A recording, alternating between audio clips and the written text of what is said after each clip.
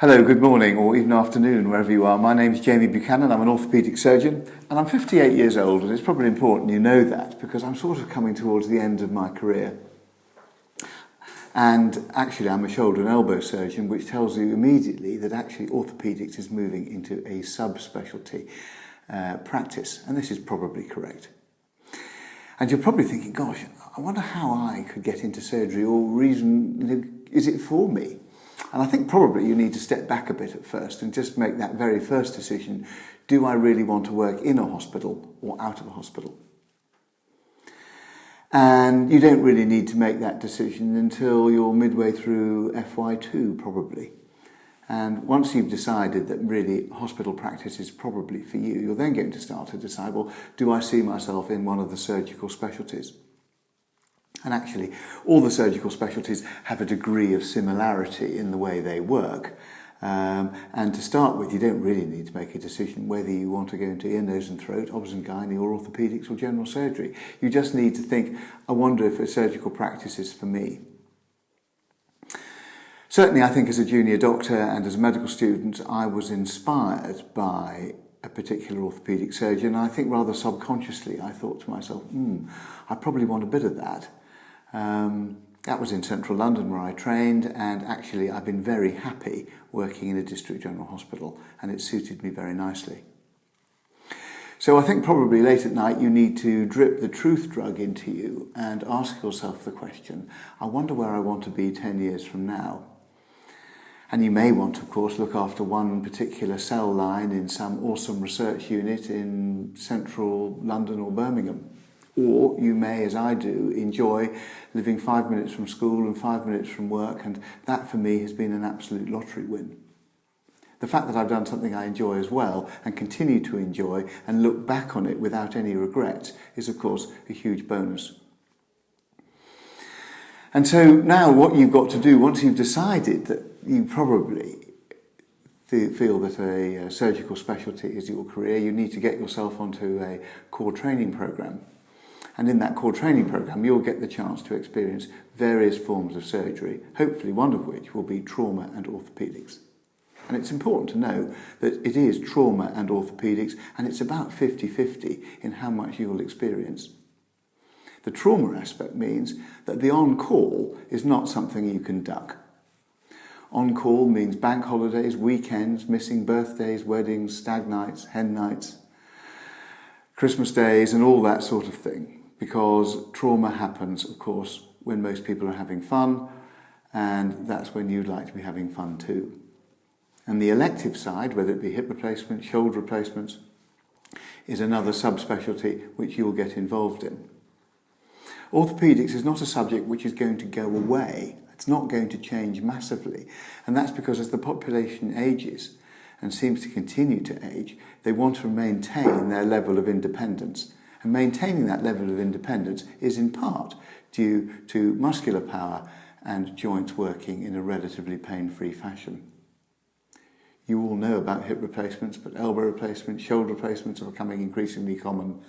There are new ways of fixing fractures seemingly every month, and there are new ways of helping bones to heal.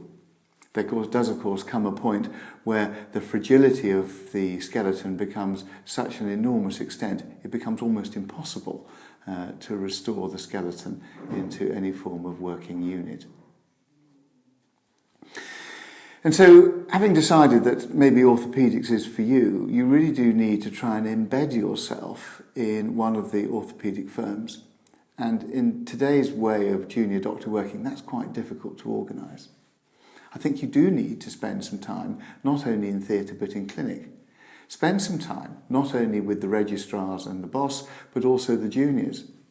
Try and get a handle on how they're finding it. What's the pay like? What are the working conditions like? Is this something I could do forever? Because if you can't do it forever, you really probably shouldn't try to get involved. And then you start to analyse, don't you, the actual nature of the job. And I wouldn't just look at the job itself, but also look at the people doing it. One of the things that I find so joyous about working in a district general hospital is my colleagues are fantastic.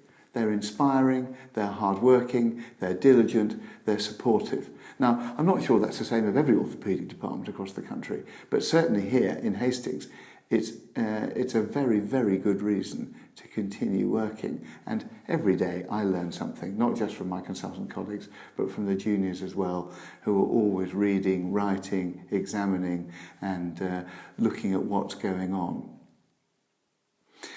So in short, I look back on my career with great pleasure. It's paid me, not a lot, but enough. I've managed to look after my family, who are now bigger, and finishing university, and living 5 minutes from a district general hospital has made the on-call so much more straightforward. You must also look at the things that you particularly enjoy. If you're an alpine climber, don't go and work in Norwich. If you're a very keen windsurfer, then I can see that Truro and Falmouth would have an awful lot to offer. And the lovely thing about medicine these days is that you can be a top-level orthopaedic surgeon, cardiac surgeon, whatever you like, in just about any city in the country, in fact in the world. You don't have to now just work in some form of teaching hospital. You can be a top-level orthopaedic surgeon in a relatively small district general hospital. And actually, the vast majority of people I work with here have chosen Hastings not because they want a quiet life, it's because they really enjoy the lifestyle and the people they work with. And I think that's terribly important. One of the advantages about putting yourself out and maybe on a day off going and spending some time in theatre is there's quite a lot of downtime between cases.